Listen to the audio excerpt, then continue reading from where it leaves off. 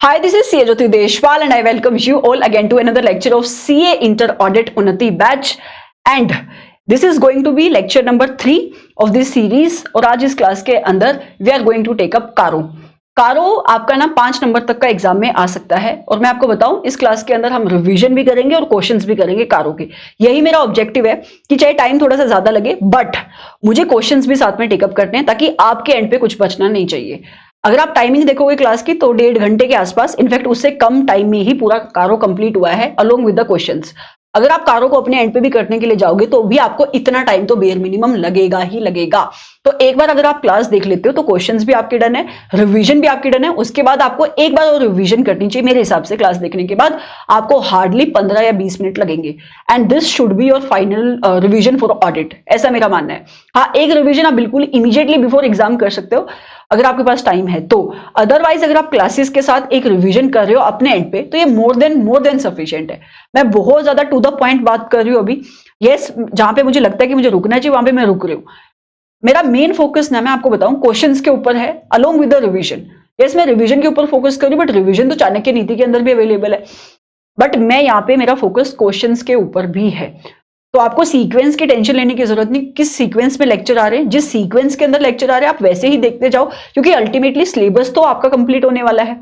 कोई छोटा मोटा ही चीज होगा जो शायद नहीं टेकअप हम कर पाएंगे, वो भी जैसे कि कंपनीज एक्ट के सेक्शन है जो लॉ में कवर हो चुके, तो शायद मैं उसको ना टेकअप करूं। बाकी तो ऑलमोस्ट सारा सिलेबस यहाँ पे कवर होगा। तो किस सीक्वेंस में आ रहा है आप उसकी टेंशन मत लो कि पहले ये वाला चैप्टर आ जाए तो अच्छा है। जो चैप्टर आ रहा है उसको रिवाइज करते रहो। समझ में आ रहा है आपको? हाँ, as far as this question bank is concern, काफी सारे बच्चे पूछ रहे थे कि क्वेश्चन हम कहां से ले, तो मैंने इसको ई बुक की फॉर्मेट में अवेलेबल करा दिया टीम को, तो शायद उन्होंने अपलोड करा दिया होगा। बाकी मैं एक बार फिर से चेक कर लूंगी। Same goes with the book also. मैं आपको हार्ड कॉपी में नहीं दे पाऊंगी क्योंकि अवेलेबल नहीं है अलग से, ठीक है, डाउनलोड हम नहीं करा सकते, बट आप इसको ई बुक की फॉर्मेट में एक्सेस कर सकते हो। देखो, ई बुक की फॉर्म में अगर आप क्वेश्चन बैंक एक्सेस करोगे तो चल जाएगा, क्योंकि आपको क्वेश्चन देखने हैं खाली। लेकिन आप बुक वही रेफर करो जो आप आज तक पढ़ते हुए आ रहे थे। आपको एकदम से लास्ट एग्जाम में लास्ट के टाइम पे बुक पे स्विच, मतलब अपना बुक नहीं स्विच करना चाहिए। अगर आपकी बुक में कोई मटेरियल नहीं मिलता जिसपे टीचर का बुक रेफर कर रहे हो तो फिर आपको एसएम खोल लेना चाहिए, आईसीआई का मॉड्यूल खोल लेना चाहिए, वहां पे आपको सब कुछ मिल जाएगा। ठीक है, so thank you so much, have a great day watching this lecture and do like our videos, share our videos. Thank you so much. Bye bye. Let's start with the discussion of कारो 2020। कारो है क्या? कारो is company auditors report order 2020। कारो basically एक reporting का order है, एक फॉर्मेट है जिसके अंदर ऑडिटर को कुछ मैटर्स के ऊपर रिपोर्ट करना पड़ता है। So auditor as per section number 143 जब रिपोर्ट बनाएगा शेयर होल्डर को, तो उसको ना कुछ मैटर्स को लेकर रिपोर्ट करना पड़ेगा जो कारो ने बताए हैं। लेकिन ऐसा नहीं कि आप हर एक कंपनी की ऑडिट करने के लिए जाओगे तो आपको इन मैटर्स के ऊपर रिपोर्ट करना है। कारो कुछ ऐसी कंपनीज भी हैं जिनके ऊपर एप्लीकेबल नहीं होता। तो जिन कंपनीज के ऊपर कारो की एप्लीकेबिलिटी नहीं आती, अगर ऑडिटर उन कंपनीज का ऑडिट करता है तो उसको कारो के इन मैटर्स के ऊपर रिपोर्ट नहीं करना है। तो सबसे पहला कंसेप्ट कारो में यही आता है कि कारो किन कंपनीज के ऊपर एप्लीकेबल होता है। तो कारो हर एक कंपनी के ऊपर एप्लीकेबल होता है, इंक्लूडिंग अ फॉरेन कंपनी, जो डिफाइंड है सेक्शन नंबर 2 सब section number 42 of companies act के अंदर। लेकिन फिर भी कुछ ऐसी कंपनीज है जिसके ऊपर कारो एप्लीकेबल नहीं होता, मतलब जो कंपनीज कारो की एप्लीकेबिलिटी से एग्जम्प्ट है। और ये कंपनी कौन कौन सी है? Banking company, insurance company, section 8 company, 1 person company which is defined under section 2 clause number 62 and a small company defined under section 2 subsection number 85। in fact definition है तो section 2 clause 85। स्मॉल कंपनी को आप important mark करो, क्योंकि small company के ऊपर काफी सारे क्वेश्चन एप्लीकेबिलिटी के ऊपर आते हैं और अभी हम देखेंगे। तो इसने क्या बोला कि कारो सारी कंपनीज के ऊपर एप्लीकेबल होगा, लेकिन banking company, insurance company, section 8 company, 1 person company, small company, इसके ऊपर कारो एप्लीकेबल नहीं होगा। एंड इसके साथ साथ जो छोटी प्राइवेट लिमिटेड कंपनीज होती है, मैं क्या कह रही हूं, छोटी प्राइवेट लिमिटेड कंपनीज होती है, उसके ऊपर भी कारो एप्लीकेबल नहीं होता। और ये छोटी प्राइवेट लिमिटेड कंपनी की डेफिनेशन में कौन सी कंपनी आएंगी? एक ऐसी प्राइवेट लिमिटेड कंपनी जो किसी भी पब्लिक कंपनी की ना तो सब्सिडरी कंपनी है ना तो होल्डिंग कंपनी है। क्योंकि आप खुद ही समझो ना, प्राइवेट लिमिटेड कंपनी अगर किसी पब्लिक कंपनी की सबसी कंपनी है तो वो भी एक पब्लिक कंपनी होगी। तो एक ऐसी प्राइवेट लिमिटेड कंपनी जो किसी पब्लिक कंपनी की सबसी कंपनी या होल्डिंग कंपनी नहीं है, और वो अगर इन 3 कंडीशन को सेटिस्फाई कर दे तो मैं बोलूंगी कारो एप्लीकेबल नहीं होता। ये 3 कंडीशन कौन कौन सी है? सबसे पहले कंडीशन है paid up share capital and reserves and surplus. दूसरी कंडीशन है आपकी टोटल बोरोइंग्स की, एंड तीसरी कंडीशन है आपकी टोटल रेवेन्यू की। ठीक है, तो एक ऐसी प्राइवेट लिमिटेड कंपनी जो किसी पब्लिक कंपनी का सबसी कंपनी नहीं है, होल्डिंग कंपनी नहीं है, एंड उसका sum of paid up share capital and reserves and surplus is up to 1 crore, it does not exceed ₹1 crore. और ये 1 करोड़ आप कब देखोगे? As on balance sheet date, मतलब जिस भी फाइनेंशियल ईयर की आप बात कर रहे हो उस बैलेंस शीट डेट के ऊपर आप इसको देखोगे। इसके साथ साथ अगर उसका टोटल बोरोइंग एक्सीड नहीं करता है 1 करोड़ से, टोटल बोरोइंग मतलब जो भी उसने लोन एडवांसेस वगैरह लिए हैं, कहां से? कहीं से भी, किसी बैंक से, किसी फाइनेंशियल इंस्टीट्यूशन से। फाइनेंशियल इंस्टीट्यूशन में क्या आ जाते हैं? जैसे कि आपकी एनबीएफसी हो गई। एंड ये जो बोरोइंग की लिमिट है ये आपको किस डेट के ऊपर देखनी है? Eight any point of time during the year. इसका मतलब ये हुआ कि अगर साल के एक दिन भी कंपनी की बोरोइंग 1 करोड़ से ज्यादा की हुई तो उसके ऊपर कारो एप्लीकेबल हो जाएगा। तीसरी कंडीशन क्या है? Total revenue. एंड जब आप टोटल रेवेन्यू देखोगे तो लिमिट है अप टू ₹10 करोड़। तो अगर प्राइवेट लिमिटेड कंपनी का टोटल रेवेन्यू 10 करोड़ तक का है उसके ऊपर कारो एप्लीकेबल नहीं होगा। अगर 10 करोड़ से ज्यादा होगा तब कारो एप्लीकेबल होगा। और टोटल रेवेन्यू आप कब देखोगे? ड्यूरिंग द फाइनेंशियल ईयर, उस फाइनेंशियल ईयर में जिस फाइनेंशियल ईयर की आप ऑडिट कर रहे हो। ठीक है, और टोटल रेवेन्यू जब आप निकाल लोगे, अगर कोई रेवेन्यू है फ्रॉम डिसकंटिन्यूइंग ऑपरेशन वो भी आपको ऐड करना पड़ेगा। क्या आपको ये तीनों कंडीशन एक साथ सेटिस्फाई करनी है? यस। तो मतलब अगर आपने इन तीनों कंडीशन में से एक भी कंडीशन को सुपरसीड कर दिया तो कारो आपके ऊपर एप्लीकेबल हो जाएगा। तो एक ऐसी प्राइवेट लिमिटेड कंपनी जो एक छोटी प्राइवेट लिमिटेड कंपनी है उसके ऊपर कारो एप्लीकेबल नहीं होगा। छोटी प्राइवेट लिमिटेड कंपनी का मतलब क्या हुआ? एक ऐसी प्राइवेट लिमिटेड कंपनी जो किसी भी पब्लिक कंपनी की ना तो सबसी कंपनी है ना तो होल्डिंग कंपनी है, एंड वो प्राइवेट लिमिटेड कंपनी इन तीन कंडीशन को सेटिस्फाई करती है। Paid up share capital and reserves and surplus balance sheet date के ऊपर एक्सीड नहीं करते हैं 1 करोड़ से। Total borrowing from any bank, financial institution at any point of time during the financial year exceed नहीं करते हैं 1 करोड़ से। And total revenue including the revenue from discontinuing operation exceed नहीं करते हैं 10 करोड़ से। It does not exceed 10 crore. तो 1 करोड़, 1 करोड़, 10 करोड़। क्या आपको ये समझ में आया? यस। अब मैं आपसे पता क्या चाह रही हूं, आप ना मेरे साथ एक बार क्वेश्चंस में आ जाओगे, क्योंकि एप्लीकेबिलिटी मैं आपको थोड़ा सा समझाना चाहूंगी। कम टू क्वेश्चन नंबर 10, क्योंकि यहां पे जो एग्जाम के अंदर क्वेश्चन आएगा वो न्यूमेरिकल फॉर्म में क्वेश्चन आएगा। क्वेश्चन है, आपको बताना है एप्लीकेबिलिटी ऑफ कारो इन द फॉलोइंग केसेस। ठीक है, सबसे पहले इसने क्या बोला? Educating child is a limited company. तो बेसिकली एजुकेटिंग चाइल्ड ये कंपनी का नाम है, एंड ये कंपनी सेक्शन 8 के अंदर रजिस्टर्ड है। क्या इसके ऊपर कारो एप्लीकेबल होगा? अभी हमने देखा कि कारो सारी कंपनीज के ऊपर एप्लीकेबल होता है except a banking company, insurance company and a company which is license to operate under section 8। तो ये कंपनी सेक्शन 8 कंपनी है, इसके ऊपर कारो एप्लीकेबल होगा या नहीं होगा? नहीं होगा। So it is a very simple question. कारो में आपको फ्री के मार्क्स मिलेंगे अगर आपको ढंग से आता है तो। जब आप इन पूरे कंसेप्ट को देखोगे ना अलोंग विद द क्वेश्चन, आपको ये भी समझ में आ जाएगा कि क्लोज ऐसे कौन कौन से जहां पे कारो से क्वेश्चन पूछे जाते हैं।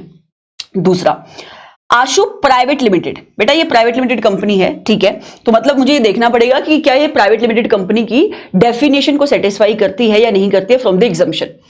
तो एक प्राइवेट लिमिटेड कंपनी है जिसका paid up share capital plus reserves and surplus कितना है? 50 लाख रुपए का है। And during the year company ने बोरोइंग्स भी करी है। बोरोइंग कितने की करी है? 70 लाख ईच की करी है, each from bank and financial institution. तो इसका मतलब अगर मैं टोटल मिला दूं तो ये कितना बनेगा? 150 लाख का बन जाएगा। आपको समझ में आ रहा है? ईच बोला है इसने from bank and financial institution independently. तो मतलब 70 लाख बैंक से, 70 लाख फाइनेंशियल इंस्टीट्यूशन, मतलब जैसे कि एनबीएफसी वगैरह से इसने बोरोइंग करी है। टर्नओवर भी बताई हुई कंपनी की कितना है? 90 लाख का है। तो अगर मैं प्राइवेट लिमिटेड कंपनी की बात करूं, क्या किसी सबसी कंपनी, क्या किसी पब्लिक कंपनी की ये सबसी कंपनी है? क्या होल्डिंग कंपनी है? नहीं। तो इसका मतलब मैं ये 3 लिमिट चेक कर सकती हूँ। यस। क्या इसकी paid up share capital plus reserves and surplus 1 crore तक के हैं? यस। तो मतलब अगर ये देखती हूं तो कारो एप्लीकेबल नहीं हो रहा है। अगर मैं इसकी बोरोइंग देखती हूं, बोरोइंग इसकी 150 लाख की आ रही है, तो मतलब ये तो 1 करोड़ से ज्यादा की है और ये ड्यूरिंग द ईयर है। यस। तो क्या इसके ऊपर कारो एप्लीकेबल हो रहा है इसके अकॉर्डिंग? यस, इसके ऊपर कारो एप्लीकेबल हो रहा है। एंड अगर मैं टर्नओवर का क्राइटेरिया देखती हूं तो टर्नओवर का क्राइटेरिया इसने खाली 9 करोड़ ही सेटिस्फाई किया है, तो टर्नओवर का क्राइटेरिया सेटिस्फाई नहीं करी, बट इसने टोटल बोरोइंग का क्राइटेरिया तो सेटिस्फाई कर दिया ना, तो कारो इसके ऊपर एप्लीकेबल हो जाएगा।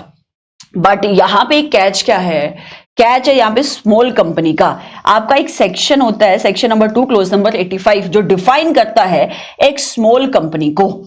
जब भी प्राइवेट लिमिटेड कंपनी के लिए आप ये लिमिट देखोगे, सबसे पहले आपको स्मॉल कंपनी देखना पड़ेगा, क्योंकि अगर कोई भी private limited company small company की डेफिनेशन में आ जाती है, भले ही वो प्राइवेट लिमिटेड कंपनी के इन क्राइटेरिया को सेटिस्फाई कर रही है या नहीं कर रही है, आपको कारो उसके ऊपर अप्लाई नहीं करना है।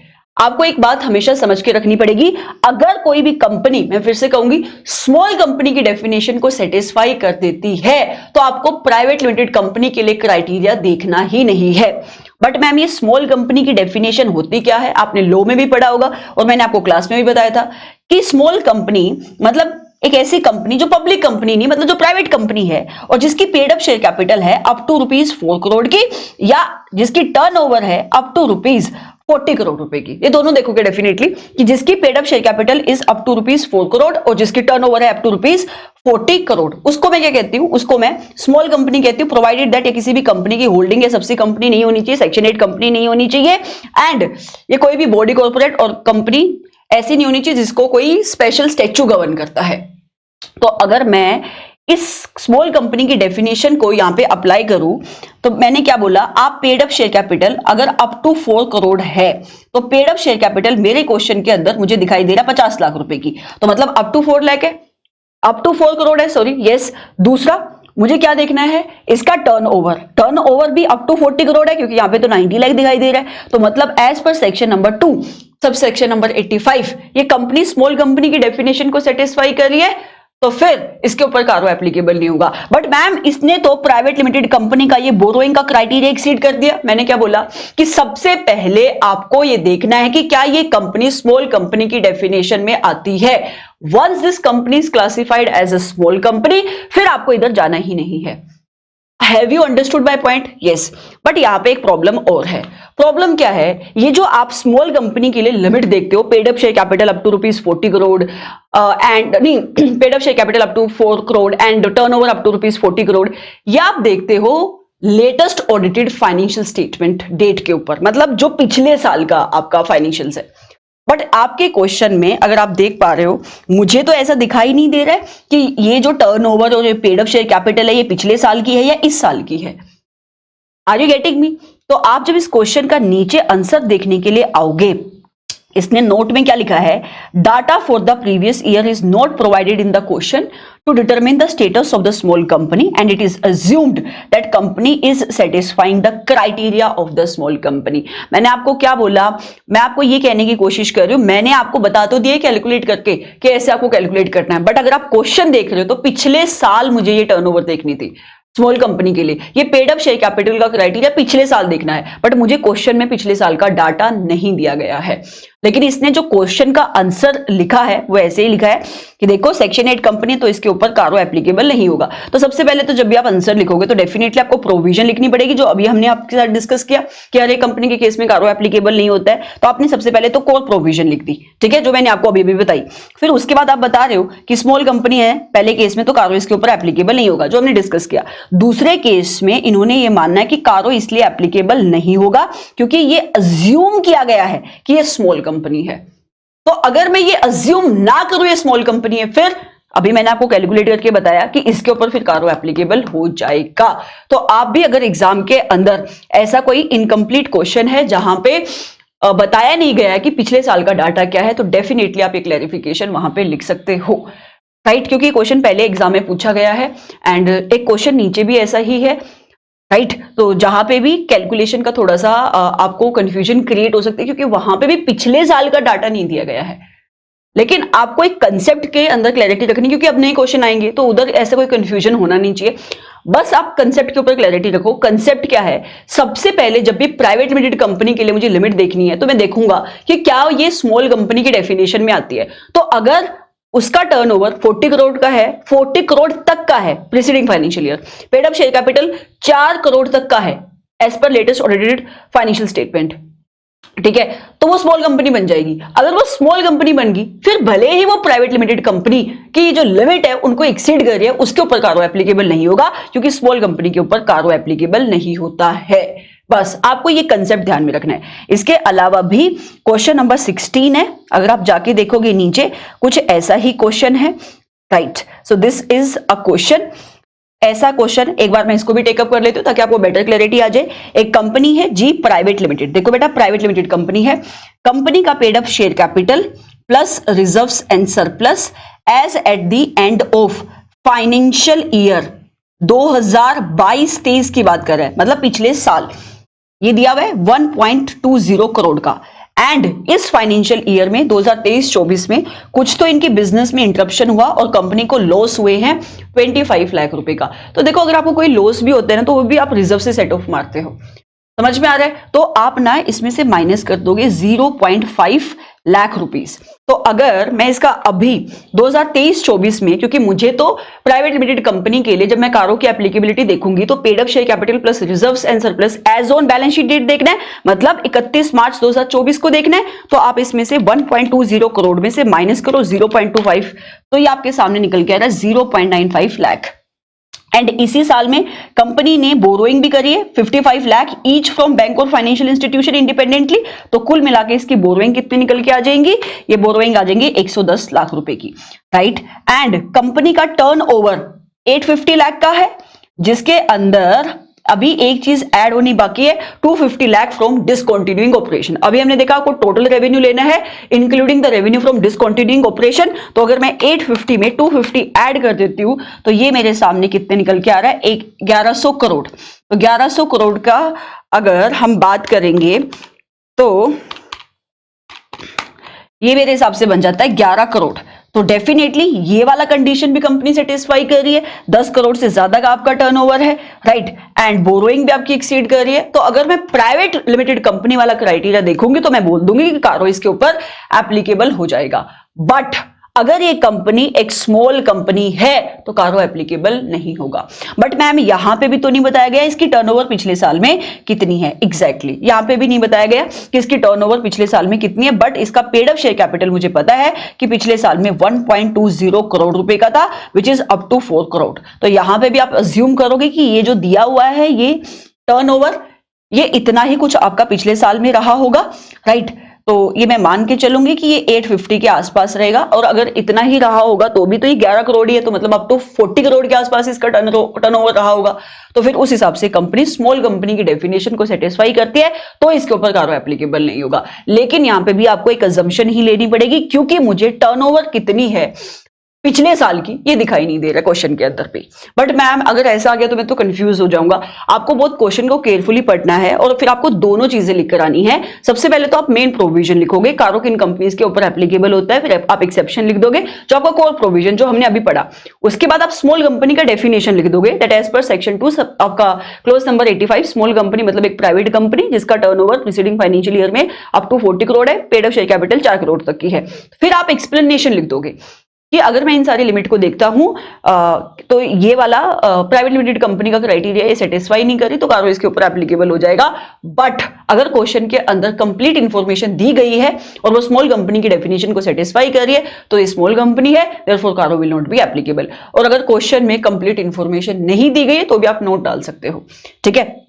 तो ऐसा ही क्वेश्चन का आंसर इन्होंने नीचे लिखा हुआ है। कंक्लूजन क्या है, considering the financial givens in the question it appears, क्या इसने बोला कि ऐसा है ही है, नहीं, उसने बोला ऐसा दिखाई दे रहा है। Company is classified as a small company, hence CARO is not applicable. बाकी इसने जो भी कैलकुलेशन करी मैंने आपको कैलकुलेशन करके बता दी है, ठीक है। इसके बाद एक क्वेश्चन नंबर 10 है आपके स्टडी मेट का, वो बहुत ही सिंपल क्वेश्चन है। उसके अंदर खाली आपको प्रोविजन लिखनी है, मैं खाली दिखा देती हूँ।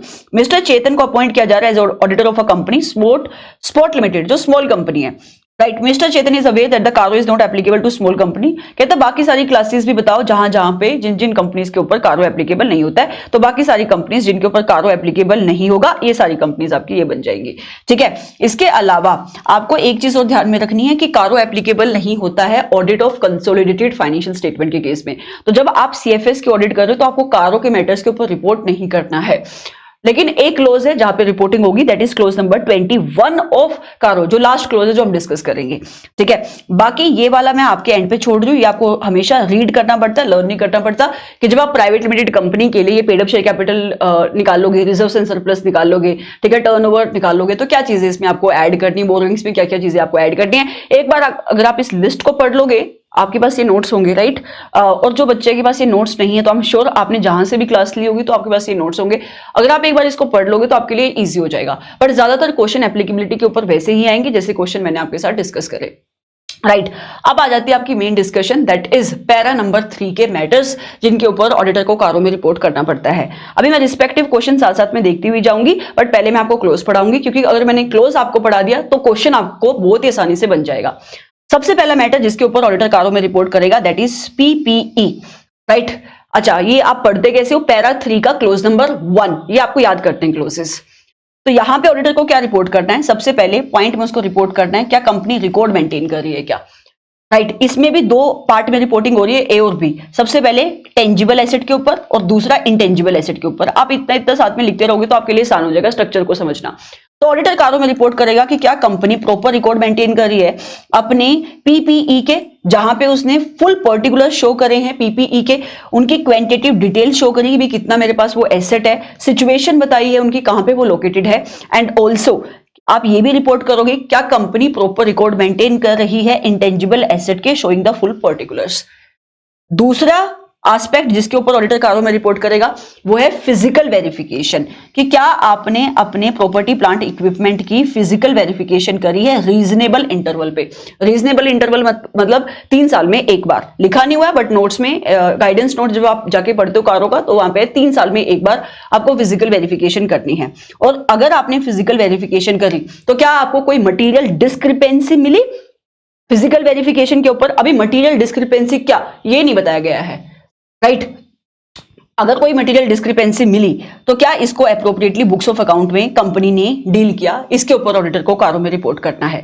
तीसरा एस्पेक्ट जिसके ऊपर रिपोर्टिंग होगी that is title deed of immovable property, कि जितनी भी इमूवेबल प्रॉपर्टी है कंपनी की, क्या उसकी टाइटल डीड कंपनी के ही नाम के ऊपर है। अगर बिल्डिंग आप अपनी बैलेंस शीट पे दिखा रहे हो तो क्या उसकी टाइटल डीड आपके नाम पे है।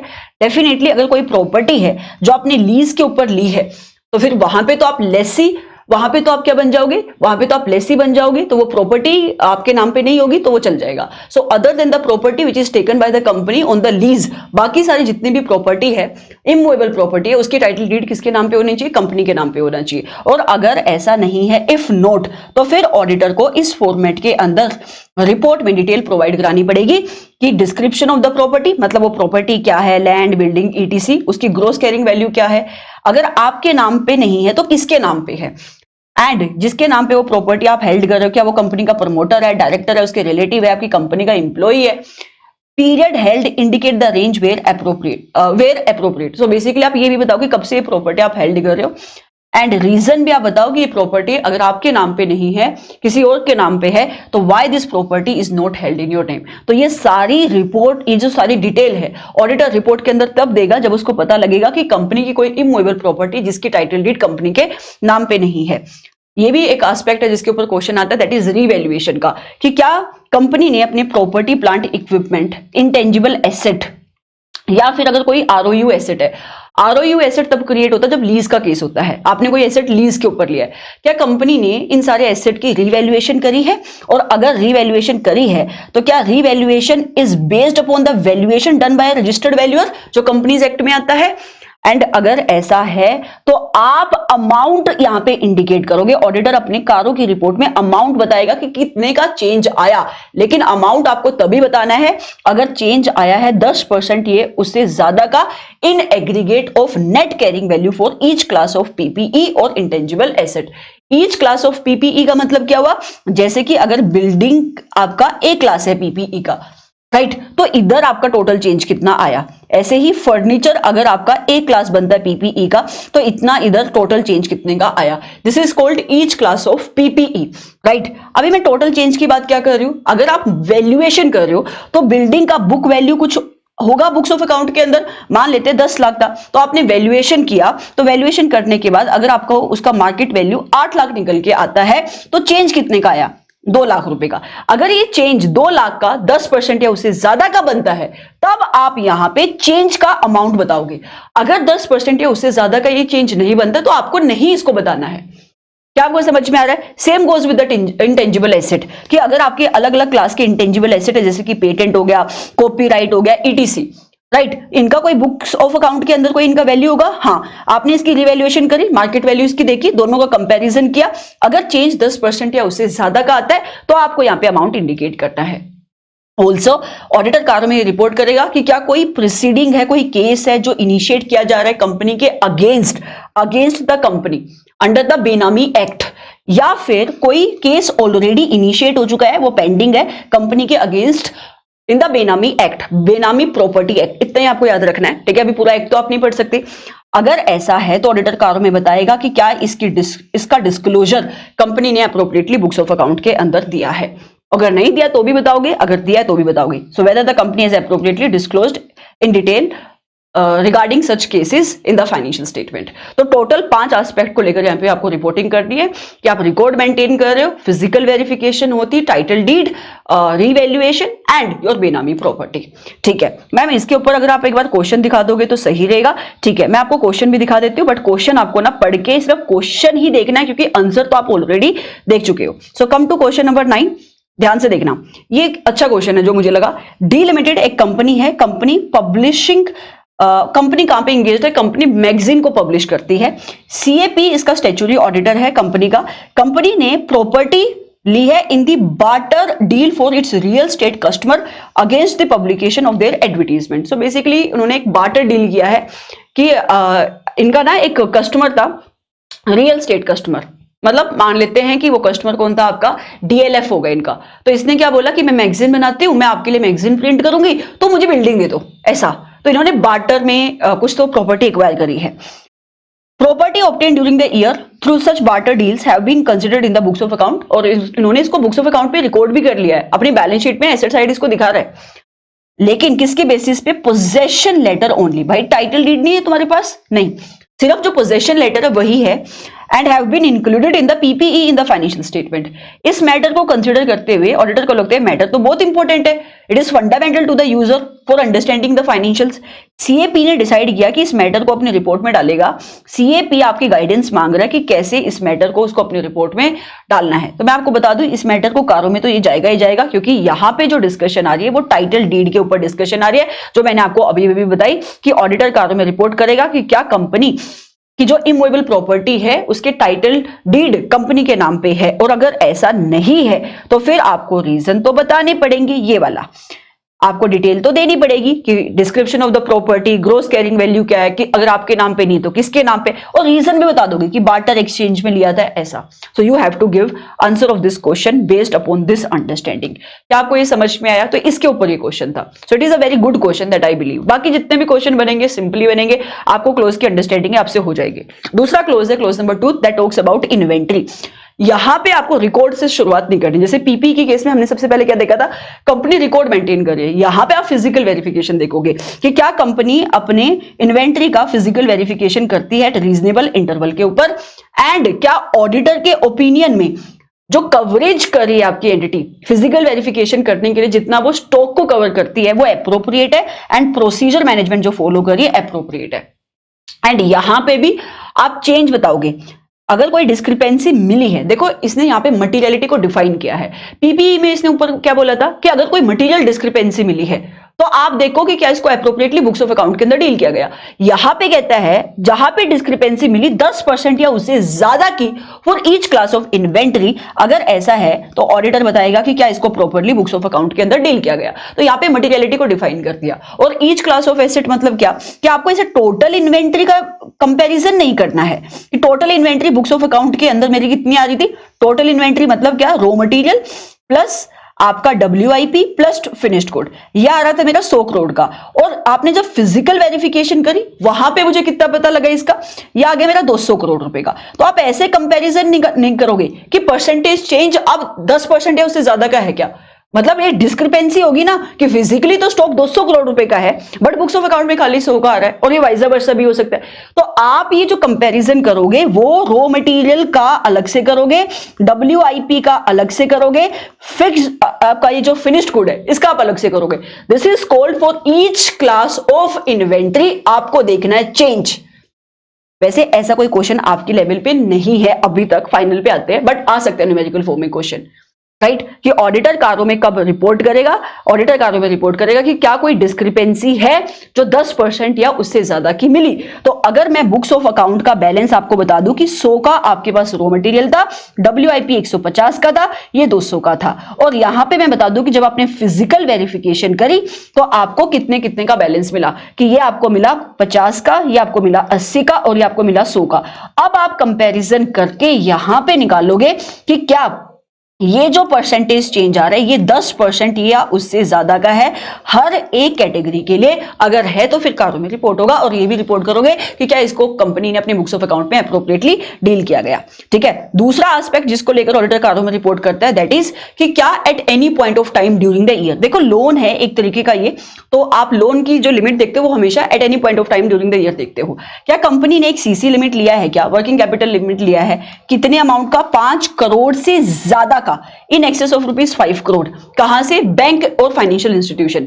अच्छा, मुझे एक बैंक से ही 5 करोड़ का लेने की जरूरत है क्या, या 5 करोड़ से ज्यादा लेने की जरूरत है क्या? नहीं, कुल मिला के ऐसा भी हो सकता है कि 2.5 करोड़ का आपका जो CC लिमिट है वो HDFC से चल रहा है, और आपका 2 करोड़ का लिमिट आपका किसी और बैंक से चल रहा है या NBFC से चल रहा है। तो कुल मिलाकर अगर आपका eight any point of time company ने CC लिमिट लिया है 5 करोड़ से ज्यादा का, एंड सिक्योरिटी क्या रखी आपने अपने करंट एसेट, करंट एसेट मतलब क्या, डेटर और आपके इन्वेंट्री। अगर ऐसा है मुझे बताओ, अगर ऐसा है क्या कंपनी जो क्वार्टरली रिटर्न्स या क्वार्टरली स्टेटमेंट, जिनको हम क्वार्टरली स्टॉक स्टेटमेंट कहते हैं, जो कंपनी फाइल करती है ऐसे बैंक और फाइनेंशियल इंस्टीट्यूशन के साथ, वहां पे वो जो फिगर्स दिखा रही है डेटर्स की, इन्वेंट्री की, whether these are in agreement with the books of account of the company, और अगर ऐसा नहीं है तो आपको डिटेल देना पड़ेगा। सिंपल सी बात है, जो आप क्वार्टरली स्टॉक स्टेटमेंट सबमिट करोगे तो करंट एसेट की पोजीशन बताओगे कि मेरा डेटर कितना है, मेरा इन्वेंट्री कितना है, उतना ही डेटर इन्वेंट्री आपके फाइनेंशियल्स के अंदर भी आना चाहिए।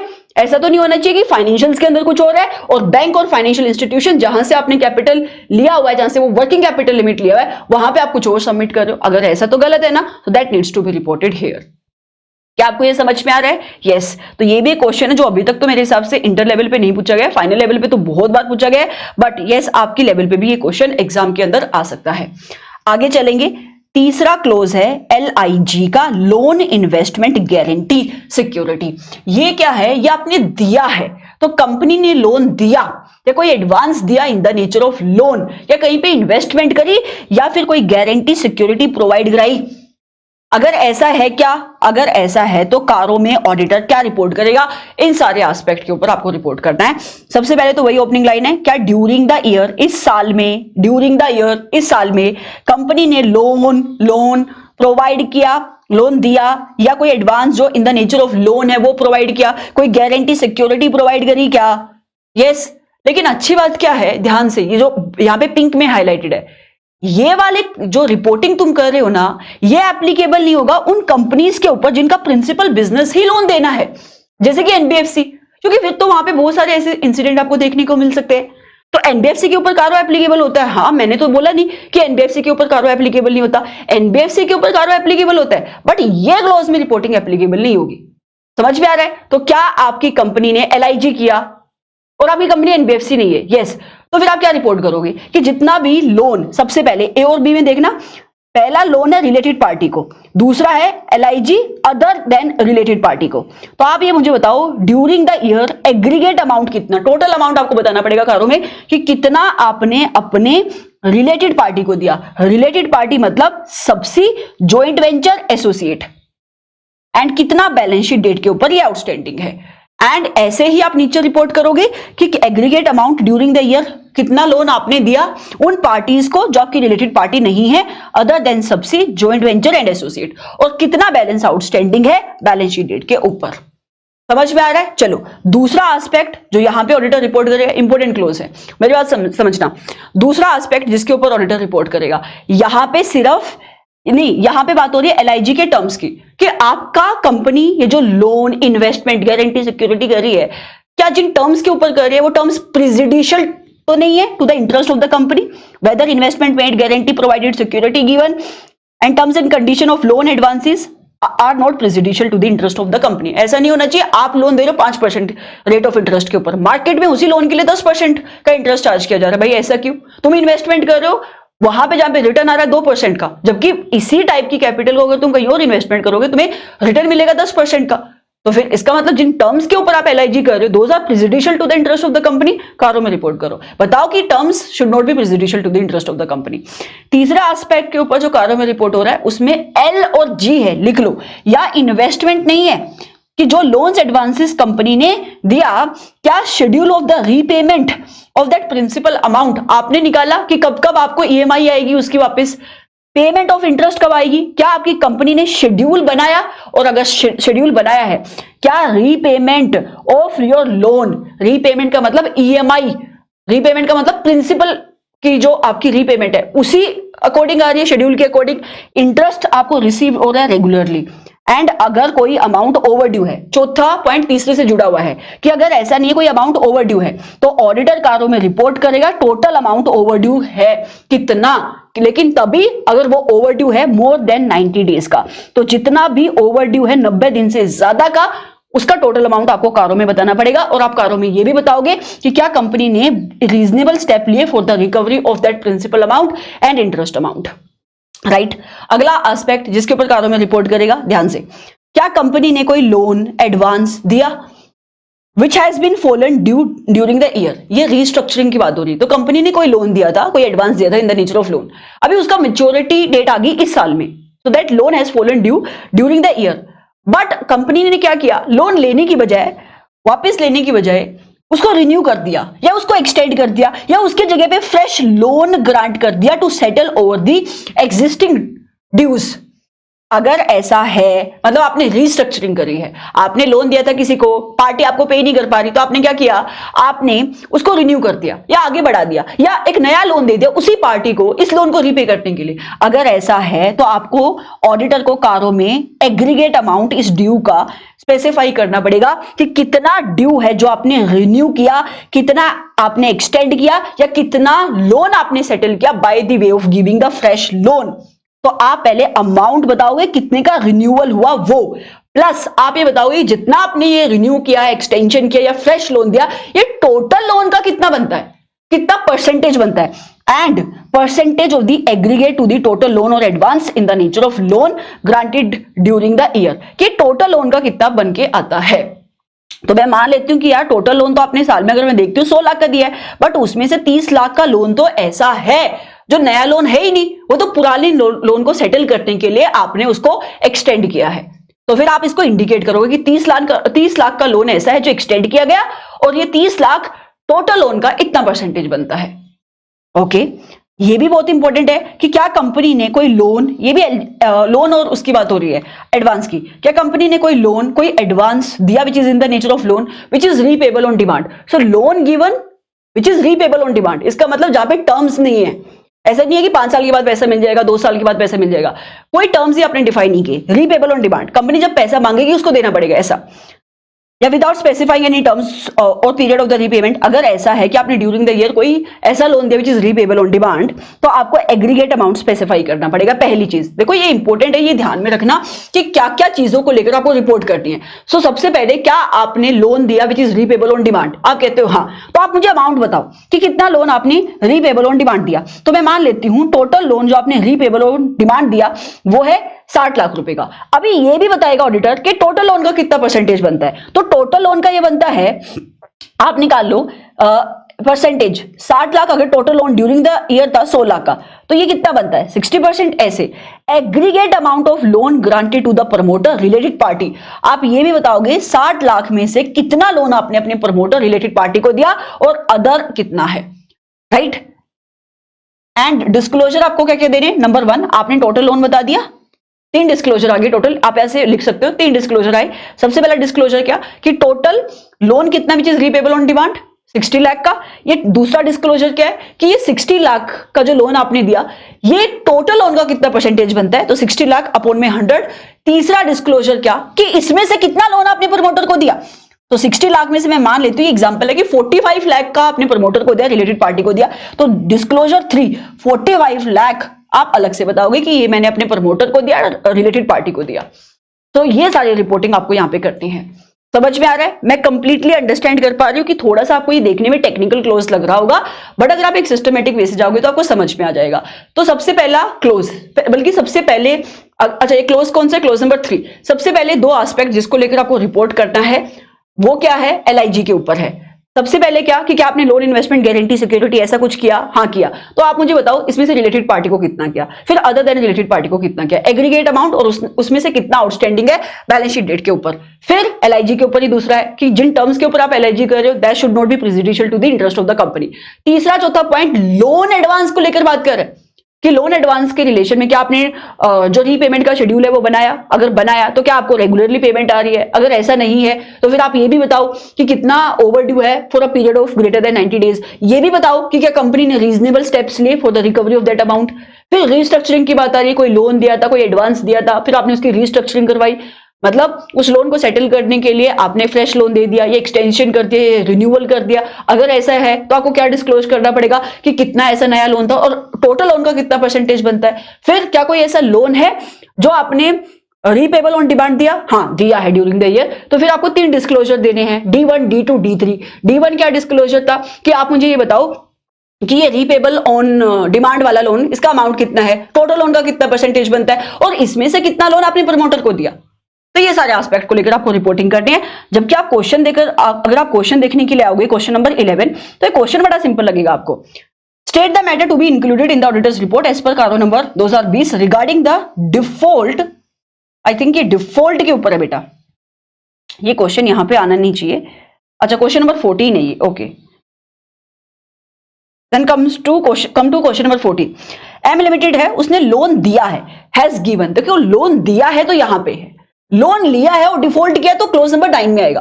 तो आपने लोन दिया है रिलेटेड पार्टी को, लोन किसको दिया? रिलेटेड पार्टी को।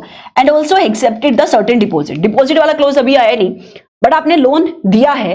As an auditor how would you include the above item in the paragraph? अरे पता है तो है, लोन किधर? एलआईजी, पैरा नंबर 3 का क्लोज नंबर 3, रिलेटेड पार्टी पहले वाला ही, aggregate amount and amount outstanding on balance sheet date. ठीक है, तो यही आपको बताना पड़ेगा जो भी हमने देखा। क्या ड्यूरिंग द ईयर कंपनी ने कोई भी loan advance which is in the nature of loan ऐसा दिया, सिक्योर्ड अनसिक्योर्ड, किसको? कंपनी, फर्म, एलएलपी, किसी को भी। अगर ऐसा है तो फिर आपको ए वाले पॉइंट में वो जो 2 चीजें रिपोर्ट करनी है वो बताई, और इसमें तो बाकी सब कुछ ही लिखा हुआ है। बट अगर मैं आपको बताऊं यहाँ पे खाली रिलेटेड पार्टी की बात कर रहे हैं, तो आप देख लेना कि क्वेश्चन कितने नंबर का है। इसने सारा ही यहाँ पे कॉपी पेस्ट किया जितना भी मैंने आपको क्लोज बताया है यहाँ पे। ठीक है, अभी पब्लिक डिपॉजिट वाला क्या है, ये क्लोज अभी आया नहीं, बट आपके लेवल पे जो क्वेश्चन पूछा गया है वो बहुत सिंपल पूछा गया। बट मैं अगर आपको बोलूं ना, ये इतना बड़ा सारे पॉइंट लिखने को आपको क्वेश्चन नहीं बनेगा, आपको समझना पड़ेगा क्वेश्चन कितना पूछ रहे हैं। तो रिलेटेड पार्टी वाला पूछ रहा है तो आप पहले के 2 पॉइंट लिख के आपका काम चल जाएगा। बस बोलते तो आप ये भी लिखोगे पहले का ए पॉइंट तो भी आपका काम चल जाएगा। So you need to understand कि क्वेश्चन कितना पूछा जा रहा है। कारों के क्वेश्चन बहुत सिंपल रहेंगे आपके लिए। आगे चलेंगे टू दी पैरा 3 का क्लोज नंबर 4। ये क्लोज के ऊपर आपके सिलेबस में कभी क्वेश्चन नहीं आएगा। क्यों? क्योंकि ये कहता है कि ये जो आपने ऊपर एलआईजी देखा, क्या आपने सेक्शन नंबर 185 186 का कंप्लायंस किया? क्या ऑडिटर को ये इंश्योर करना है। अभी सेक्शन नंबर 185 186 आपके सिलेबस में नहीं है, ये फाइनल में है, तो इंस्टीट्यूट यहां से क्वेश्चन भी नहीं पूछता।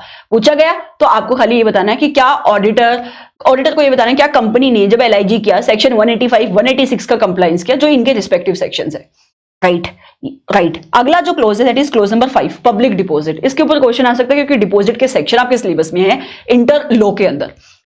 सो in respect of the deposit accepted by the company, auditor कार्यों में रिपोर्ट करेगा आपके क्लोज नंबर 5 में क्या कंपनी ने ड्यूरिंग द ईयर कोई डिपॉजिट एक्सेप्ट करे, और अगर आपने कोई डिपॉजिट एक्सेप्ट करे या फिर कोई डीम डिपॉजिट है जो आप मानते हो, तो क्या कंपनी ने कंप्लायंस किया रिजर्व बैंक ऑफ इंडिया की डायरेक्शन का। तो 2 चीजें आ रही है यहाँ पे, आपने कंप्लायंस किया रिजर्व बैंक ऑफ इंडिया की डायरेक्शन का, एंड सेक्शन नंबर 73 to 76 जो बेसिकली आपके डिपॉजिट के सेक्शन है, या कोई और अदर प्रोविजन कंपनीज एक्ट के एप्लीकेबल होती है, कोई रूल कंपनी एक्ट के एप्लीकेबल होते हैं, क्या आपने उसका कंप्लायंस किया। और अगर ऐसा नहीं है, इफ नॉट, तो ऑडिटर कारों में रिपोर्ट करेगा कि किस नेचर का कॉन्ट्रावेंशन है, किस नेचर का नॉन कंप्लायंस आपने किया। इसके साथ साथ दूसरा एस्पेक्ट जिसके रिलेशन में ऑडिटर को क्लोज नंबर 5 में रिपोर्ट करना है, दैट इज क्या कंपनी लॉ बोर्ड ने, एनसीएलटी ने, रिजर्व बैंक ऑफ इंडिया ने, किसी कोर्ट ने, ट्राइब्यूनल ने कोई ऑर्डर है जो पास किया है कंपनी के अगेंस्ट, और अगर कोई ऑर्डर पास किया गया है तो क्या कंपनी ने उसका कंप्लायंस किया या नहीं किया। तो अभी जो क्वेश्चन हम देख रहे थे, क्वेश्चन नंबर 14, उसने क्या बोला कि कंपनी ने डिपॉजिट पे एक्सेप्ट करे हैं। तो कारों में क्या रिपोर्ट होना है, कारों में रिपोर्ट होना है कि कंपनी ने डिपॉजिट एक्सेप्ट करे है, कोई डीम डिपॉजिट है, section number 73 to 76 companies act के डिपॉजिट वाले, उसका कंप्लायंस किया, रिजर्व बैंक ऑफ इंडिया की डायरेक्शन का कंप्लायंस किया, कोई और प्रोविजन है कंपनीज एक्ट की, कोई रूल्स है उसका कंप्लायंस किया। अगर नहीं है तो ऑडिटर ये भी बताएगा किस नेचर का कॉन्ट्रावेंशन है। बस ये रिपोर्ट करना है, यही इस क्वेश्चन का आंसर बनेगा। आगे चलेंगे, देखो इसके ऊपर भी आपके सिलेबस में क्वेश्चन नहीं आएंगे। This is cost record, close number 6। क्यों? क्योंकि सेक्शन नंबर 148 आपके सिलेबस में एटलीस्ट ऑडिट में तो नहीं है, लेकिन जब आप कंपनी ऑडिट पढ़ते हो अभी लॉ के अंदर, वहां पे आई थिंक 148 है। तो अगर आपको उतना याद रहता तो आप इस क्वेश्चन का आंसर दे पाओगे, अगर ये आया भी तो। बेसिकली क्या है कि जहां पे जिन कंपनीज के ऊपर एप्लीकेबिलिटी आती है कॉस्ट रिकॉर्ड बनाने की, तो where the maintenance of cost record has been specified by the central government under section number 148 subsection number 1 of the Companies Act 2013, auditor को कारों में रिपोर्ट करना है कि क्या आपकी कंपनी ने ऐसे अकाउंट, ऐसे रिकॉर्ड बनाए, मेड एंड मेंटेन। कीवर्ड क्या है? whether such record account as prescribed under section 148 subsection number 1, अगर आपकी कंपनीज के ऊपर एप्लीकेबिलिटी आती है कि आपको कॉस्ट रिकॉर्ड बनाने हैं, तो whether company has maintained and prepared such cost record. बस इतना सा क्वेश्चन। आगे बढ़ेंगे, ये एक एस्पेक्ट है जिसके ऊपर एग्जाम में क्वेश्चन आ सकते हैं, स्टैच्यूटरी ड्यूज का। इसमें तो इंस्टीट्यूट मतलब प्रैक्टिकली भी उलझा सकता है, लेकिन वो फाइनल लेवल पे, क्योंकि कारो फाइनल लेवल पे भी है, आपके लेवल पे बहुत ही सिंपल से क्वेश्चन आएंगे। तो यहाँ पे बात क्या हो रही है, स्टैच्यूटरी ड्यूज। स्टैच्यूटरी ड्यूज क्या होते हैं कि जो भी पैसा आपको गवर्नमेंट को देना है, जैसे कि जीएसटी का पैसा, इनकम टैक्स का पैसा, पीएफ का पैसा, ईटीसी। सो ऑडिटर कारों में रिपोर्ट करेगा, दो हिस्सों में रिपोर्टिंग होगी, part A and part B. क्या कंपनी रेगुलरली डिपॉजिट करती है undisputed statutory dues. Undisputed statutory dues मतलब डिस्प्यूट नहीं है जिसके रिलेशन में, जैसे कि GST, income tax, sale tax, etc and any other statutory dues to the appropriate authority. क्या कंपनी रेगुलरली अनडिस्प्यूटेड ड्यूज को पे कर रही है, अनडिस्प्यूटेड स्टैच्यूटरी ड्यूज को पे कर रही है? और अगर ऐसा नहीं है, इफ नॉट, तो कारों में क्या रिपोर्ट करोगे, extent of arrears outstanding as on balance sheet date. तो जिस भी फाइनेंशियल ईयर की आप ऑडिट कर रहे हो, उस बैलेंस शीट, उस ईयर की बैलेंस शीट डेट के ऊपर कितना आपका अमाउंट आउटस्टैंडिंग है, बैलेंस शीट डेट के ऊपर आपको ये देखना है फॉर अ पीरियड ऑफ, लेकिन उतना ही देखोगे बैलेंस शीट डेट के ऊपर जो आउटस्टैंडिंग है मोर देन 6 मंथ से। Outstanding for a period of more than 6 month from the date they become payable shall be indicated. So अगर मैं आपको बोलूं कि आप ऑडिट कर रहे थे फाइनेंशियल ईयर 2024-2025 की, और 31 मार्च 2025 को कोई पैसा आउटस्टैंडिंग ही नहीं है, ठीक है। अच्छा, आउटस्टैंडिंग 6 महीने से ज्यादा का होना चाहिए, और 6 महीने से ज्यादा ये टाइम पीरियड कब देखोगे, जब आपको वो पैसा डिपॉजिट करना था वहां से। तो मतलब अगर पीएफ का पैसा जिस डेट पे जाना था उस डेट पे नहीं गया, वहां से अगर 6 महीने से ज्यादा का टाइम हो चुका है और वो बैलेंस शीट डेट के ऊपर आज भी आउटस्टैंडिंग है, तो फिर आपको कारों में रिपोर्ट करना पड़ेगा। 6 महीने से ज्यादा का टाइम हो चुका था बट बैलेंस शीट डेट तक उसको पे कर दिया, तो फिर कारों में रिपोर्ट नहीं होगा। तो मतलब कंडीशन क्या है कि वो बैलेंस शीट डेट के ऊपर आउटस्टैंडिंग होना चाहिए। एंड अगर स्टैच्यूटरी ड्यूज आप इसलिए नहीं पे कर रहे हो क्योंकि डिस्प्यूट चल रहा था, कई बार ऐसा होता है कि आप मानना ही नहीं चाहते कि आपको टैक्स पे करना है, so dispute is going on, in that situation आप ये बताओगे कि कितना अमाउंट इन्वॉल्व है और कौन से फोरम के अंदर वो डिस्प्यूट चल रहा है, जैसे कि इनकम टैक्स अपीलांट ट्राइब्यूनल, ये फोरम हो गया, फोरम इंडिकेट करोगे। इसमें एक बहुत इंपॉर्टेंट नोट ये है कि खाली रिप्रेजेंटेशन कर देना is not a dispute, right. ये डिस्प्यूट नहीं, डिस्प्यूट का सिंपल सा मतलब क्या होता है कि आप केस फाइल करोगे तब डिस्प्यूट में आप जाओगे। तो yes, this is the very important close that यहां से क्वेश्चन एग्जाम में आ सकता है। मैं आपको क्वेश्चन नंबर 8 एक बार इसको दिखा देती हूँ कि कैसे क्वेश्चन बनेगा। Discuss the reporting requirement regarding the statutory dues. तो स्टैच्यूटरी ड्यूज मतलब clause number 7 and internal audit, इसको भी पेंडिंग करते हैं, इसका क्लोज आगे आएगा। So discuss the reporting requirement regarding the disputed and undisputed statutory dues। अभी इंटर लेवल पे तो खाली आपको प्रोविजन ही लिखने को आती है ज्यादातर क्वेश्चन की, फाइनल लेवल पे वो इतना इंप्लीकेशन में जाएगा डेट के हिसाब से। अगर गया भी तो मैंने आपको एक बेसिक आइडिया दे दिया कि सबसे पहले आप ये देख लो कि बैलेंस शीट डेट के ऊपर वो आउटस्टैंडिंग है क्या, और जिस डेट पे वो पेबल था वहां से आप कैलकुलेट करना शुरू करोगे मोर देन 6 मंथ। तो दूसरी कंडीशन क्या होगी कि ओवरड्यू होना चाहिए, आउटस्टैंडिंग आप कह सकते हो 6 महीने से ज्यादा, एंड बैलेंस शीट डेट के ऊपर वो आउटस्टैंडिंग होना चाहिए, तो इधर कारों में रिपोर्ट होगा।